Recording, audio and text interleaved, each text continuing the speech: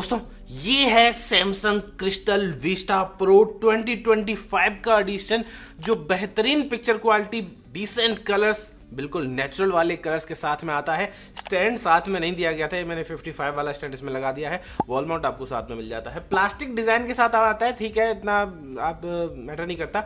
Samsung का ये TV है, लेटेस्ट क्रिस्टल सीरीज 2025 एडिशन। मेरा नाम है उदित शर्मा, आप देख रहे हो यूडी रावत, और इस विस्टा प्रो का इस वीडियो में पूरा पोस्टमार्टम करने वाला हूं। मैं आपको बताने वाला हूं that this TV is a good buy और not. Let's start the video. दोस्तों जब आप 32-33 हजार रुपए खर्च करते हो, जो कि इस पर खर्च करना पड़ रहा है for a 43 inch 4K TV, तो आप एक्सपेक्ट करते हो किसी भी चीज में आपको थोड़ा सा भी डाउनग्रेड नहीं मिलना चाहिए। चाहे आप पिक्चर क्वालिटी की बात करें, चाहे यूआई की बात करें, चाहे ऑडियो क्वालिटी की बात करें, चाहे रिमोट की बात करें, चाहे डिजाइन की बात करें, कोई भी चीज एकदम परफेक्ट किस्म की होनी चाहिए। जैसे कि सोनी ब्राविया 2 वो चार्ज करते हैं 35,000 rupees, 36,000 rupees, but they give a TV जो कि बेस्ट है हर चीज में। आप कोई भी 43 इंच 4K का टीवी ले आइए, उसको पछाड़ पाना किसी भी इंडिविजुअल सेगमेंट में भी ना बहुत मुश्किल हो जाता है। इसमें कुछ मुझे कैवियाट्स लगे हैं जो कम थे, लेकिन कुछ बहुत अच्छी चीजें भी लगी हैं, वो सब इस वीडियो में आपको बताने वाला हूं। सबसे पहले हम अनबॉक्सिंग करते हैं इसकी। दोस्तों ये है Samsung Crystal Vista pro 43 inch का मॉडल, बिल्कुल लेटेस्ट है सैमसंग की तरफ से, लेकिन ये पता कर पाना कि दिस इज 2025 एडिशन काफ़ी मुश्किल है। लेकिन अगर आप यहाँ पे देखेंगे इसके टैग पे, तो साफ साफ लिखा हुआ है that this is manufactured in March 2025। So latest release है। हम इसकी अनबॉक्सिंग करेंगे और आपको बताएंगे कि कैसे ये टीवी एक नए लेवल का टीवी है, नए साल का।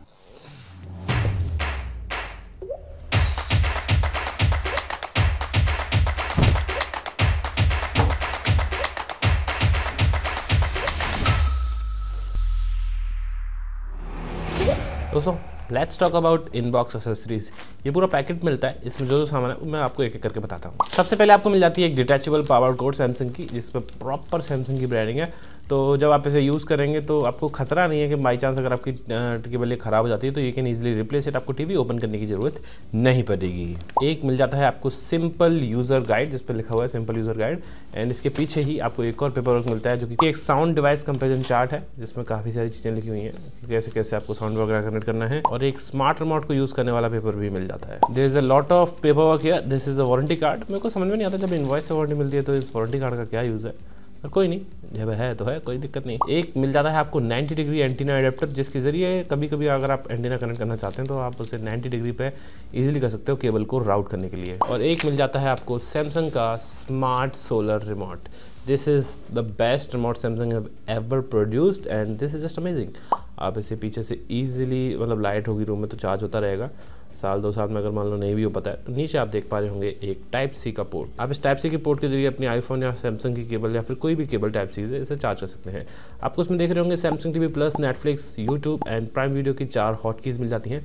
काफ़ी सही हॉटकीज हैं एंड छोटे छोटे से बटन है। और जो वॉल्यूम वाला रॉकर है, ये रॉकर टाइप का है, ऊपर नीचे ऐसे ऐसे होता है। देखिए मैं बताता हूँ आपको, ये ऊपर और ये नीचे।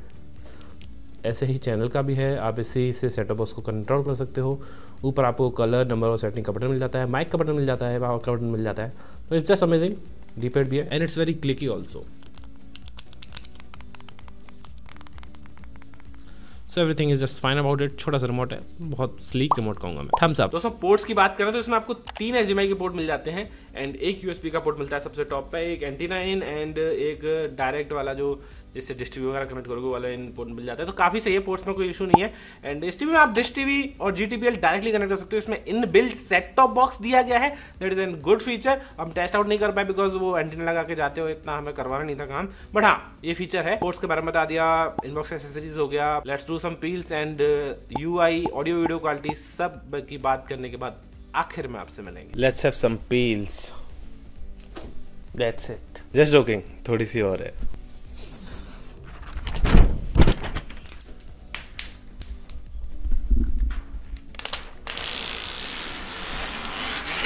भाई ये है प्रॉपर पील, ये इतनी पतली पॉली है कि अलग लेवल पे है। इतनी पतली पील मैंने आज तक की नहीं है वैसे।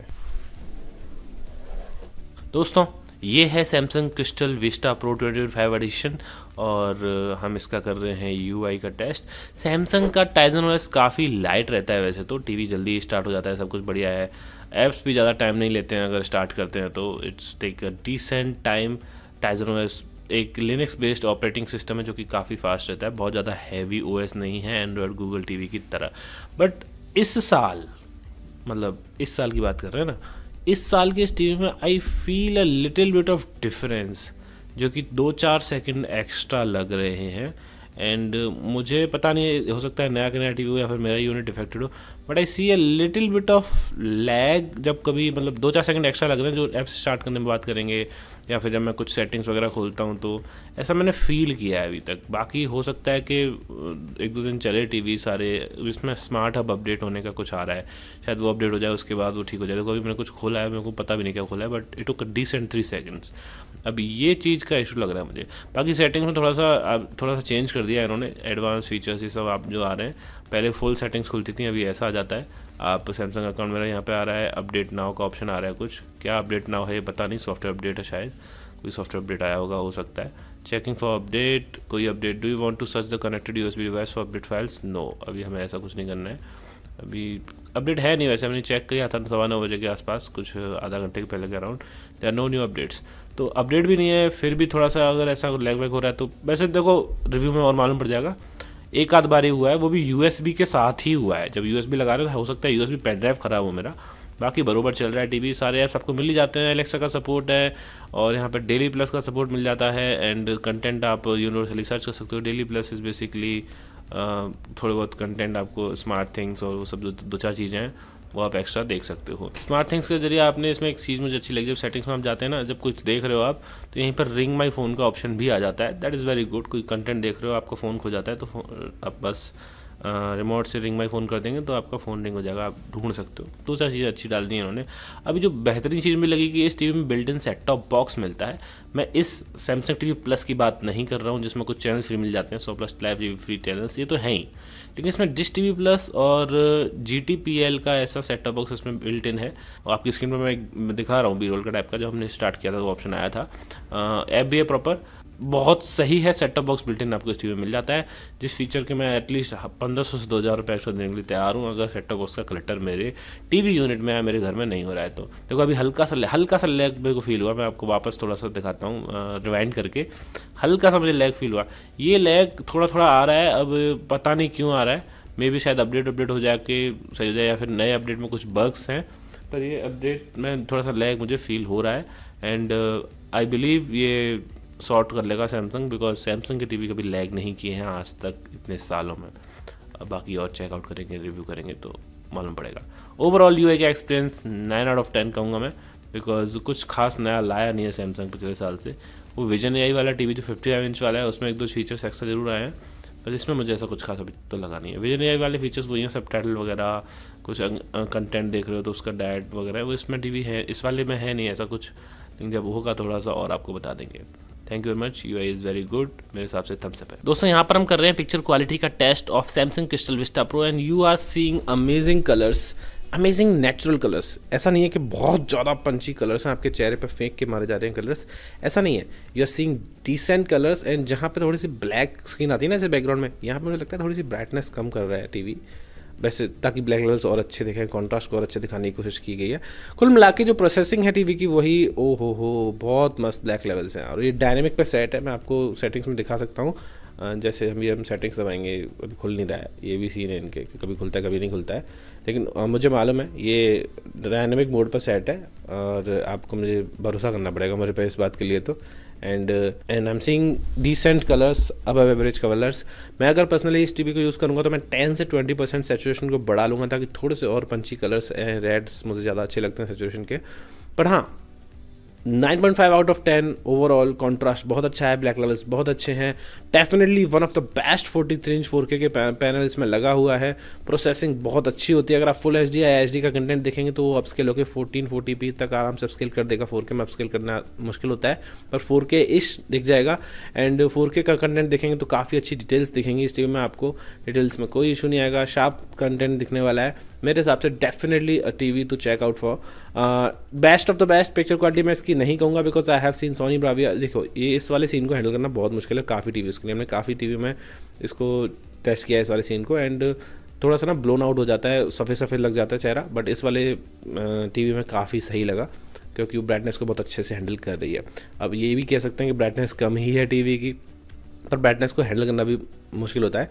जब HDR कंटेंट देखेंगे तो ब्राइटनेस को भी हम आपको आइडिया लगवा देंगे, बट ओवरऑल डेफिनेटली बहुत टीवियों को पछाड़ देगा ये, बट हाँ सबको नहीं। एक सोनी ब्राविया 2 या फिर लूमी विजन 7 के साथ कंपेयर करेंगे तो मे भी थोड़ा बहुत ऊपर नीचे हो सकता है, ये शायद हार जाए। सैमसंग क्रिस्टल डायनेमिक वाली वाइब आ रही है मुझे, हम इसे डायनेमिक से भी चेक करेंगे लास्ट ईयर का जो टॉप मॉडल था क्रिस्टल सीरीज़ का, ताकि चेकआउट करके बता पाएँ कि क्या पिक्चर क्वालिटी डायनेमिक की बेहतर थी या फिर इसकी बेहतर है, क्योंकि प्राइस रेंज लगभग सिमिलर हो गया है। ये विस्टा प्रो करीबन 34-35 हज़ार रुपये का ये बेच रहे हैं after all the bank discount. आप इसे 32 इंच का 32,000 में ले सकते हैं, और सोलर रिमोट लेना है तो। वैसे इन्फिनिटी विजन वाला मॉडल लेंगे तो वो भी सेम ही है टीवी, बस रिमोट आपको स्मार्ट नहीं मिलेगा, वो चीज़ ध्यान रखना। वो थोड़ा सस्ता पड़ जाएगा, 30,000 के अंदर पड़ जाएगा, जो फ्लिपकार्ट पे मिलेगा। वैसे मैं अमेजोन वाले के लिए सजेस्ट करूंगा जो कि विस्टा प्रो मॉडल है, जिसमें आपको सोलर रिमोट मिलेगा। Overall picture quality thumbs up है। लेट्स चेक नेटफ्लिक्स एंड उसमें HDR कंटेंट चला के देखते हैं। ओके, ये द लाइफ लिस्ट नाम की मूवी है, ये 4K HDR में दिख रही है। डॉल्बी विजन सपोर्ट नहीं करती थी because Samsung don't bother crystal series में सर्टिफिकेशन लेने के लिए, पर हम इससे आइडिया लगा पाएंगे कि कितना ज़्यादा पानी में है ये टीवी, क्योंकि यही लगाना है आइडिया, तो क्योंकि ब्राइटनेस काफ़ी कम है इस टीवी का, बट इट्स लुकिंग डिसेंट, मतलब अबव एवरेज ही कहूँगा मैं। HDR में बहुत ज़्यादा अच्छा परफॉर्म नहीं करने वाली है TV, similar to any 43 inch 4K का TV. Let's play some different movie because इसमें तो थोड़ी डार्क सीन्स ही हैं, वो वाली अलग वाइब आ रही है। हमको HDR कंटेंट चला के देखना है HDR। ओके, आप देख पा रहे होंगे HDR 10+ लिखा आ रहा है, मतलब ये टीवी HDR 10+ को भी सपोर्ट करती है। बेहतर चीज़ है, HDR के कई सारे फॉर्मेट सपोर्टेड हैं, ये चीज़ अच्छी चीज़ लगी मुझे। अभी जैसे इसमें कोई ब्राइट सीन चलाएंगे फिर हम डार्क सीन चलाएंगे। Okay, this is looking decent, आप इसमें देखेंगे तो काफ़ी सही दिख रहा है। कलर्स ने थोड़ा सा हिट लिया है इसमें HDR कंटेंट में, तो इतना बहुत अच्छे लेवल के कलर्स नहीं। मैंने पहले भी कहा था 10 से 20% में कलर्स को सैचुरेशन को सेटिंग्स में जाके एनहांस कर लूँगा अगर मुझे ये टीवी पर्सनली यूज़ करना है तो। ये डार्क सीन में डिटेल्स दिख रही हैं, बराबर है। HDR content looks fine in it. मैं आउट ऑफ द वे जाके सिर्फ HDR कंटेंट देखने के लिए टीवी नहीं खरीदने वाला, पर overall this TV is looking nice. HDR content अच्छा दिख रहा है, बहुत ज़्यादा अच्छा तो नहीं है, पर हाँ इस टीवी को लिया जा सकता है बिकॉज ऑब्वियसली इस टीवी को जो लेने वाले हैं वो इसलिए नहीं लेने वाले कि पिक्चर क्वालिटी अच्छी है या फिर HDR कंटेंट से देखने वाला है। वो इस टीवी को इसलिए लेने वाले हैं कि भाई ये सैमसंग है और सैमसंग पर लोगों को ट्रस्ट है। Overall HDR content is fine, above average कहूँगा मैं, 10 में से 9 मार्क्स। अभी बहुत इंप्रूवमेंट की गुंजाइश है, करीबन 1 पॉइंट ईजिली बढ़ा सकते हैं ये, अगर काम अच्छे से करें, थोड़ा बहुत ब्राइटनेस को टीवी को बढ़ाएं। और मुझे ना टीवी थोड़ा सा स्लो लगा, जब UI की बात करेंगे तो मैं आपको थोड़ा सा और बताऊंगा। तो let's check the audio quality also.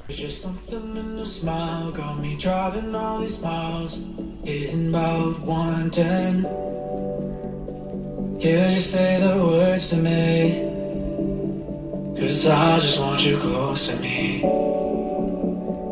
Lost inside your eyes, baby, you were glamorized, but that ain't no surprise.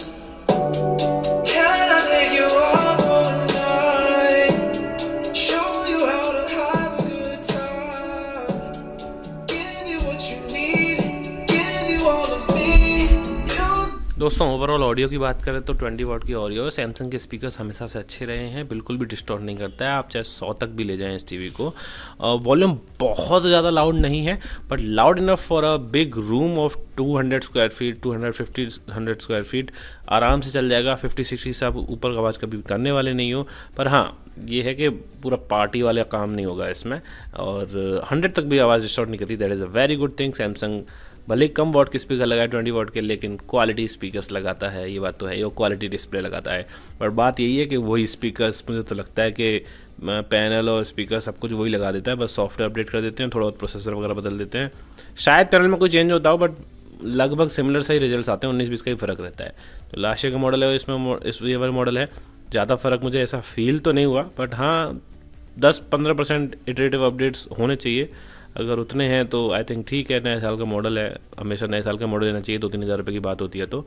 And speakers काफ़ी सही हैं, पिक्चर क्वालिटी काफ़ी सही है, HDR एक्सपीरियंस काफ़ी सही है, यही कहूँगा। दोस्तों आई होप आपको ये टीवी पसंद आया होगा। मेरे को पर्टिकुलरली इसकी पिक्चर क्वालिटी बहुत अच्छी लगी है। 9.5 एक अच्छा पॉइंटर है 43 इंच 4K में।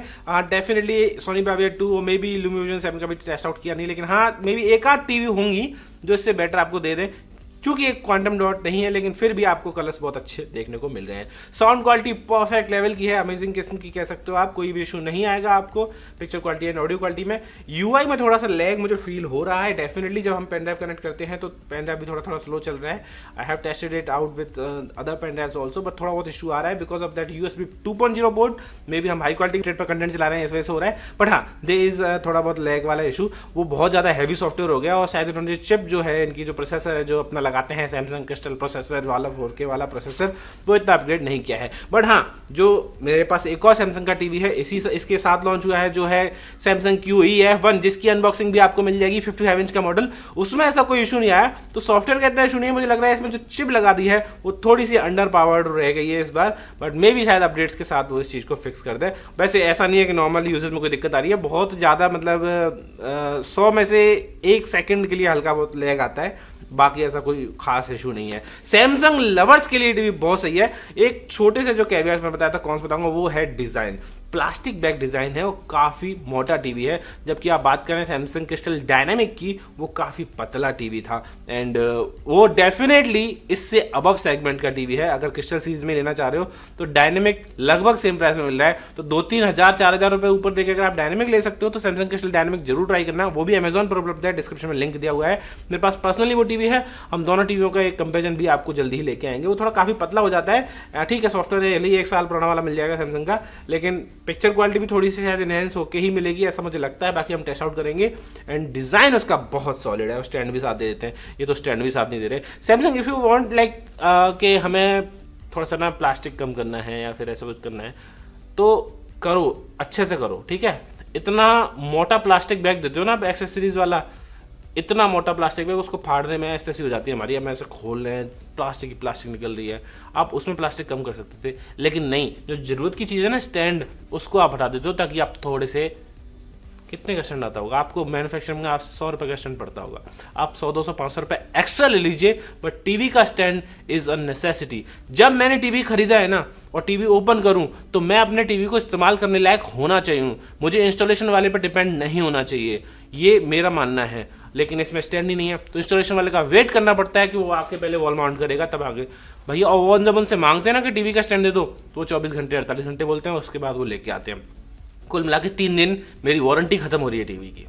क्यों भाई, मुझे स्टैंड चाहिए, ऑन द स्पॉट चाहिए, बॉक्स के साथ चाहिए, या फिर इंस्टॉलेशन वाले के साथ भेजा करो। ऐसे ऑप्शन देना चाहिए कि सर ये ले लो या ये ले लो, आपकी चॉइस है। वो ऑप्शन अभी आपके पास है नहीं। सर ये नया टीवी है, इसका स्टैंड आने में ऑन ऑर्डर आएगा, 24 से 48 घंटे लगेंगे, दिल्ली से आएगा, बंबई से आएगा, बेंगलोर से आएगा, ये सब चीज़ नहीं होनी चाहिए। अगर आपने किया है तो आपको, अगर आप स्टैंड नहीं दे रहे हो तो एटलीस्ट आपको इस चीज़ को एश्योर करना पड़ेगा।